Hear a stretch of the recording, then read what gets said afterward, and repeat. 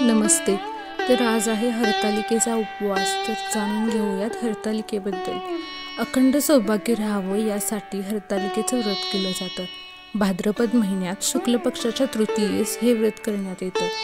हर हे भगवान शंकराचं नाव आहे. शंकराची आराधना करण्यात येत असल्याने या व्रतास हरतालिका म्हणून संबोधण्यात येतं. हरी हे भगवान विष्णूचं नाव आहे. पौराणिक कथेनुसार पार्वतीने तिच्या मैत्रिणींसोबत हे व्रत केलं होतं. कालांतराने त्याचं नाव हरतालिका असं पडलं. निर्जला एकादशीप्रमाणेच हरतालिका व्रताच्या दिवशी सुद्धा उपवास करावा लागतो. पार्वतीनं भगवान शंकराशी लग्न करण्यासाठी हे व्रत केलं होतं. पार्वतीच्या इच्छेची पूर्ती सुद्धा याच दिवशी झालेली होती. इच्छित पती मिळावा व विवाहित स्त्रियांची पतीप्रती असलेली भक्ती यासाठी या व्रताचं पालन करतात. पौराणिक कथेनुसार या व्रता दिवशीच हस्तगौरी व्रताचेही पालन करण्यात येते. म्हणजेच आदिशक्ती माता पार्वतीचे गौरीच्या रूपात पूजन करण्यात येते.